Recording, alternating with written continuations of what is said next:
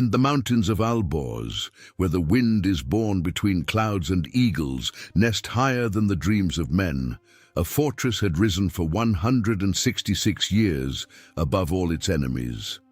The Seljuk sultans had attacked it and failed. The Abbasid caliphs had cursed it from their palaces in Baghdad. The Crusaders, upon hearing its name on the shores of Syria, lowered their voices. Alamut, the eagle's nest, was the citadel of the assassins, the home of an order that had sown terror in the hearts of the powerful for 2 centuries, not with armies, but with shadows, with daggers, and with the certainty that no throne was beyond reach. But in the autumn of 1256, something was approaching from the east that had no understanding of legends. From the ridges surrounding the valley, tight-lipped watchers saw the machines arrive. Wooden arms as large as trees groaned across the hills. Chinese engineers issued commands in a tongue no one in those mountains had ever heard. Projectiles began to fly, dark as ravens against the winter sky, tearing through the air with a deep moan before impact. The thunder of stones against rock shook the plaster and lead walls that had defied every army in Persia. Flaming arrows crossed the battlements. The smell of burning naphtha filled the underground corridors where men pressed together, not knowing what to do. Towers that had withstood decades began to crack. The galleries filled with wine, vinegar, and honey shook in their depths. And then the fire reached the books. When silence returned to the mountains, only rubble remained where the intellectual heart of a state had once existed, a state the world had never fully understood, a state born of intelligence, sustained by fear, and destroyed by the most implacable force the world had ever known. The echo of that destruction would travel through the centuries, and the word that was born in those mountains, the word the entire world pronounces today without knowing its origin, would be inscribed forever in the human tongue. To understand how that fortress ended, one must understand how it began. And for that, one must go back nearly 200 years, to a time when a single man turned a rock into a destiny. Persia in the 11th century was a land in tension. The Seljuk Turks had conquered much of the Islamic world, imposing their orthodox version of Sunni Islam on peoples with different traditions and beliefs. Among those peoples were the Nizari Ismailis, a branch of Shia faith that the Sunnis considered heretics, scattered across Persia and Syria with no territory of their own and no protection. They were a persecuted minority that needed a leader capable of turning their vulnerability into strength. That man appeared around the year 1050 in the city of Qom under the name Hassan-i-Sabah. Hassan was an intelligence of another dimension. Theologian, mathematician, and astronomer, he had traveled to Egypt to study under the Ismaili masters of the Fatimid Caliphate. He returned to Persia as a missionary and conspirator, converting men to his cause with a patience that none of his contemporaries could match. He knew that the Ismailis could not face the Seljuks in open battle. They needed an impregnable place, a base from which to operate with intelligence and surgical terror rather than armies. In the year 1090, Hassan set his eyes on a fortress embedded in the Alborz Mountains, to the south of the Caspian Sea. Alamut, the eagle's nest.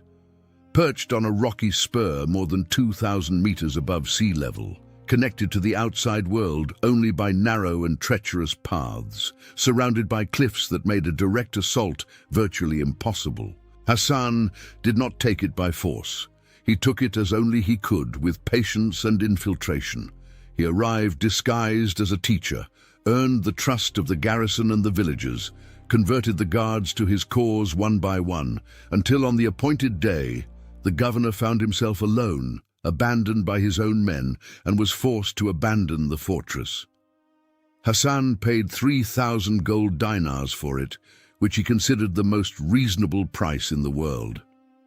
From that day forward, Hassan-i-Sabah never left Alamut, For 34 years, he directed his secret state without ever passing through the walls of that citadel, studying, writing, planning. His fidais, the devotees, the men willing to sacrifice themselves, traveled throughout the Islamic world, carrying out his orders. They were not ordinary warriors. They were specialists in invisible death. They infiltrated courts, mosques, and palaces. They adopted false identities for months or years. And when the moment came, they acted in public, in broad daylight, making it clear that no one was safe. Viziers, sultans, military commanders, minor caliphs. The portrait of Islamic political power always held the shadow of a fidai waiting in some corner. The vizier Nizam al-Mulk himself, the most powerful man in the Seljuk Empire, fell beneath the dagger of an assassin disguised as a dervish. After that blow, the powerful men of the East began wearing armor beneath their robes. The state of Alamut was not merely an organization of assassins. It was a network of fortresses scattered across Persia and Syria, a web of loyal Ismaili communities, a political structure with its own currency, its own judges, its own libraries. The fortress was famous throughout the known world for its interior gardens, its laboratories where philosophers and scientists debated in intellectual freedom, and its colossal library, which contained books on astronomy, medicine, philosophy, and theology, many of them unique in the world. It was a state that used terror as a shield to protect something its enemies never wished to acknowledge: culture, ideas, a different way of understanding Islam. For generations, Alamut survived because its enemies could not attack a shadow. The Seljuk armies tried to take the fortress several times and failed. The tactics of the assassins were too effective, too bewildering for any conventional power. But in the 13th century, the world changed in a way that Hassani Saba could never have foreseen.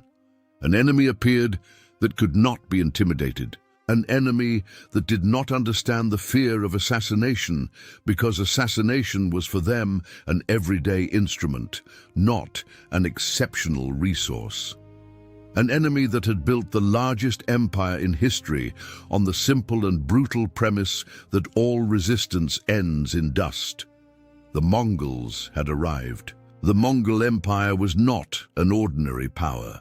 It was a civilizational storm, a force that in less than 50 years had bent kingdoms from China to the gates of Eastern Europe, that had destroyed Baghdad and Beijing with equal indifference, that counted its conquests not in cities taken, but in cities erased from the map.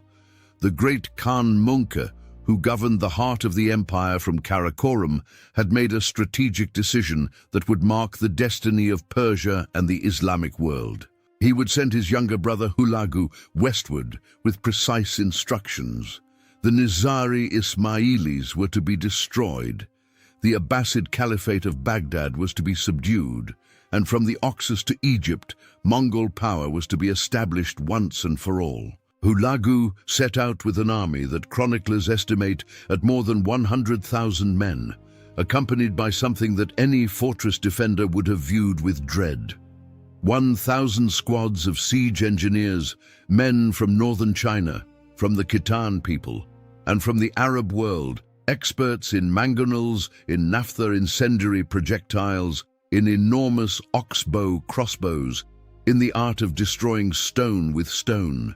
They carried with them the accumulated knowledge of decades of siege warfare across 2 continents. The defenders of Alamut had spent centuries trusting in the inaccessibility of their terrain. Hulagu's engineers had spent decades learning precisely how to make the inaccessible cease to be so. In contrast to the war machine approaching from the east, the state of Alamut was living through its most vulnerable hour. Imam Muhammad III had been murdered by his own retinue in December of 1255. The man who succeeded him was his son, a young man of barely 18 years named Rukn al-Din Kursha. Without political experience or the weight of consolidated authority, the heir to Hassan-i-Saba's tradition was a young man trapped between disagreeing advisors and a threat advancing from the horizon with the inevitability of a storm. Hulagu was not a man of visible passions. He was methodical, calculated, the product of a culture that measured success in flattened territories and broken wills. Grandson of Genghis Khan through his father Tolui, brother of Munki the Great Khan, and of Kublai who ruled the East, Hulagu had grown up in the Mongol tradition, where power is not negotiated, it is taken. In his retinue traveled the chronicler Atta Malik Juvaini, a Persian historian who would serve as a privileged witness to the events about to unfold and would leave posterity the most detailed account of the fall of Alamut. Hulagu knew that destroying the Ismaili state would not merely be a military victory, it would be a declaration to the world that terror no longer protected anyone, that the dagger of a Fidai could not stop an army of 100,000 souls. The campaign began formally in 1253, when Mongol General Kitbuka received the order to attack the Ismaili fortresses of Quistan to the east. One by one, the citadels fell. The defenders showed fierce resistance, but the pattern repeated itself. The Mongols arrived, surrounded the fortress, cut off supplies and waited, or deployed their war machines and opened breaches that the garrison could not repair. The fortress of Gyurtku resisted for years, but even it would eventually yield. Time always played on the side of the Mongols. When Hulagu assumed direct command in 1256 and marched toward the Alborz, Rukn al-Din attempted what his predecessors had done with success: negotiate, buy time, make gestures of goodwill without surrendering what was essential. He sent envoys to the Mongol camp. He offered tribute. He began symbolically dismantling some towers. He sent his young son as a hostage of good faith. Hulagu returned the boy, claiming he was too small to be meaningful. Every gesture from Kersha was interpreted by Hulagu not as diplomacy, but as delay. In November of 1256, the Mongol armies completed the encirclement of Meymun Diz, the fortress where the Imam resided. The machines climbed the slopes with an efficiency that left the defenders stunned. The Chinese engineers mounted the great oxbow, the Kamani Gav, capable of firing incendiary projectiles at a distance of 2,500 paces, reaching the interior galleries of the fortress from positions on neighboring summits. The fortress trembled. The walls that had been designed to resist battering rams and scaling ladders were not prepared for this kind of range. Projectiles wrapped in fire reached places no army had ever been able to touch before. 3 days of preliminary bombardment left the defenders dazed. On the 4th day, a direct Mongol assault was repulsed, but the losses inside the fortress were unbearable. Hulagu then ordered additional mangonels installed around the entire perimeter of the fortress, turning the sky above Meymun Diz into a permanent rain of stones and fire. The men within the walls began to understand that there was no way out.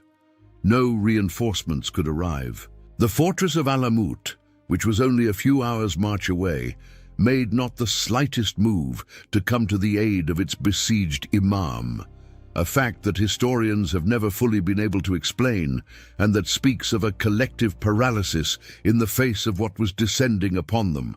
On the 19th day of November of 1256, Rukn al-Din Kersha walked out of Meymun Diz and presented himself before Hulagu. He was received with protocolar respect. Hulagu knew that the value of a captured imam lay not in his immediate death, but in the use he could be put to in persuading the remaining fortresses to surrender.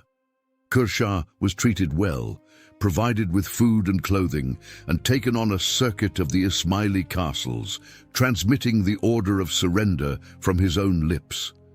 Many obeyed. The Ismaili faith demands absolute obedience to the Imam in all circumstances. If the Imam ordered the laying down of arms, the faithful laid them down. But Alamut was different. It was the heart, it was the symbol, and its garrison was slow to accept that the voice of their Imam was genuine and not the voice of a man acting under compulsion. while Hulagu besieged other fortresses with Kersha physically present to accelerate their fall. He left his general Balagai with a considerable force before the walls of Alamut. The siege of Hassani Saba's citadel was different from that of Maimun Diz. Alamut was built in stone, not adobe. Its walls were plastered over solid masonry and capped in some sections with plates of lead. It had its own cisterns, food reserves for months, drainage and ventilation systems that made life inside its walls possible under any condition. Juvaini, who walked through it in the days following its fall, described with astonishment the underground chambers filled with wine, vinegar, honey, oil, and provisions of every kind. One man, he wrote, nearly drowned in a honey store. The fortress clung to the rock as if it had grown from it. The angles of ascent for any frontal attack were devastating for anyone who attempted them. The access paths were narrow and easy to defend with few men. Under normal circumstances, Alamut could have held out for years more. But these were not normal circumstances. When the garrison commander finally received confirmation from the Imam's own lips that surrender was the will of the Lord of Alamut, and when he understood that help would come from nowhere on earth, that the state he was defending was, for all practical purposes, already a ghost, he made the decision that no defender of that fortress had made in 166 years. He opened the gates. In the days that followed, Hulagu arrived personally to oversee what his armies had begun. The destruction of Alamut was methodical and total, a deliberate and calculated erasure. The Mongol engineers, the same men who had built the siege machines with such precision, now applied that same competence to erasing what they had conquered. The plaster and lead walls that had defied the armies of the world could not simply be knocked down. They had to set fire to the buildings first, letting them consume themselves from within, and then demolish what remained standing piece by piece. Chamber after chamber was emptied. Gallery after gallery was looted and destroyed. The gardens the Ismailis had cultivated on the terraces of the rock were razed. The astronomical instruments, the armillary spheres, the astrolabes that had served generations of scientists were removed for inspection. And then came the turn of the library. It was one of the most extraordinary in the Islamic world. Centuries of accumulated writing, treatises on Nizari philosophy and theology, texts on medicine and mathematics copied with devotion, historical accounts documenting the Ismaili vision of the world, voices of a community that had always had more enemies than allies. Juvaini entered the library with the ambiguity that would define him forever. He was Sunni. He served the conquerors. He considered the Ismailis heretics. But he was also a man of letters who could not witness the destruction of knowledge without pain. He separated what he could: copies of the Quran, astronomical instruments, scientific texts of value. The rest, the books of Ismaili doctrine, the so-called texts of heresy and error, he delivered to the flames. The smoke of that bonfire was visible from the valleys for days. The fall of Alamut unleashed what no Fidai could have prevented with his dagger. In Kuhistan, thousands of Ismailis were summoned to large assemblies on the pretense of receiving orders from the new power. When they arrived, the Mongols massacred them. Estimates of the dead in the months following the fall of the fortresses rise to tens of thousands, near 100,000, according to some sources. Entire communities that had lived for generations under the protection of the Alamut state were dispersed, enslaved, or eliminated. The villages of the Rudbar valleys, the heartland of the Ismaili state, were left empty. Rukn al-Din Khurshah was sent east toward Mongolia to present himself before the great Khan Munke in Karakorum. It was the final humiliation that Mongol protocol could inflict upon a surrendered ruler. The journey lasted months. When he finally reached the Mongol capital, Munke received him coldly. Kershah promised to persuade the fortresses that still resisted, especially Girdku and Lamsar, to surrender. But Munka rejected him, irritated by the delay and by the failure to hand over all the promised castles. The great Khan dismissed him without granting any of his requests and ordered his return to Persia. Kershah never arrived. Somewhere along the long road back, his small Mongol escort executed him and all his companions.